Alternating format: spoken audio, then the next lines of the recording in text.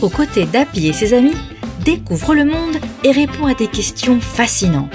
Pour ne rien manquer de leurs aventures, abonne-toi à notre chaîne YouTube en activant la cloche. Un mois, ça dure combien de temps? Un mois contient 4 ou 5 semaines, avec 30 ou 31 jours, sauf le mois de février qui joue aux rebelles. Il ne compte généralement que 28 jours, mais parfois 29. Il existe 12 mois différents qui se suivent dans un ordre précis. Le premier est le mois de janvier, suivi par le mois de février, mars, avril, mai, juin, juillet, août, septembre, octobre, novembre et enfin le 12e, le mois de décembre. Lorsque l'on regroupe les mois par 3, nous obtenons nos 4 saisons, le printemps, l'été, l'automne et l'hiver. Puis ça recommence, c'est reparti pour un nouveau cycle des saisons qui débute avec le printemps. Lorsque c'est mon anniversaire, je fête bien une année plus. Eh oui, lorsque tu souffles les bougies, cela signifie qu'il s'est passé un an depuis la dernière fois que tu as fêté ton anniversaire. Une année civile compte les 12 mois que nous avons évoqués plus tôt, de janvier à décembre. Elle dure 52 semaines en tout, ce qui représente 365 ou 366 jours selon le nombre de jours du mois de février. Difficile de ne pas s'y perdre. Et que se passe-t-il une fois les 12 mois écoulés? Eh bien, l'année se terminant le 31 décembre, la nouvelle année débute le lendemain, c'est-à-dire le 1er janvier, qui marque le début d'un nouveau cycle annuel. Il existe aussi des durées plus longues qu'une année. Par exemple, lorsque l'on regroupe 100 ans, cela forme un siècle. Et 10 siècles ou bien 1000 ans forment un millénaire. Cela en fait du temps écoulé, n'est-ce pas? Et comment faire pour ne pas me perdre dans toutes ces durées? Pour se repérer plus facilement dans le temps, l'homme a créé différents outils. Tout d'abord, le calendrier, qui peut être mensuel, d'une durée d'un mois, mais également annuel, pour une année, c'est-à-dire 12 mois. Les mois sont découpés en jours, dont tu peux voir l'initiale ici. Et quand tu as une vue d'ensemble du calendrier, tu peux repérer le nombre de jours présents dans chaque mois. Pratique, non?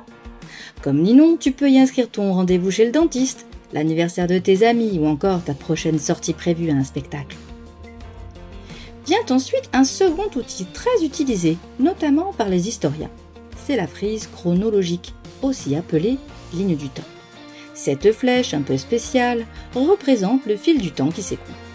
Elle permet de placer des périodes et des événements précis les uns après les autres dans l'ordre chronologique, c'est-à-dire du plus ancien au plus récent.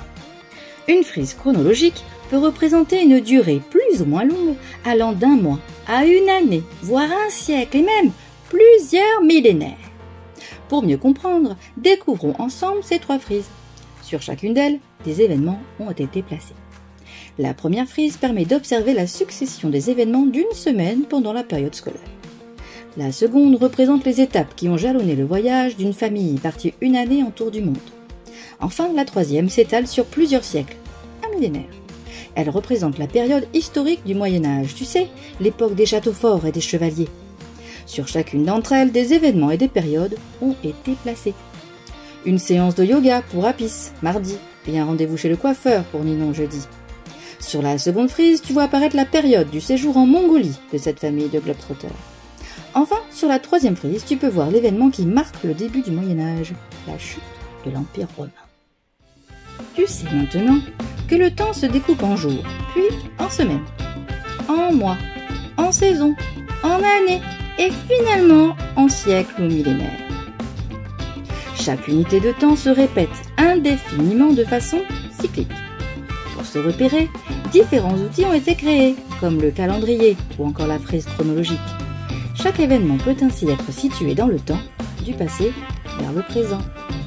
Retrouvez-nous pour en savoir plus sur Questionner le monde en téléchargeant la séquence complète disponible avec cette vidéo et correspondant à votre niveau de classe. Vous trouverez la fiche de préparation, un quiz, une fiche d'exercice pour vos élèves, la trace écrite et une évaluation. Utilisez les liens dans la description ou directement sur le site passeeducation.fr. À bientôt pour de nouvelles découvertes scientifiques.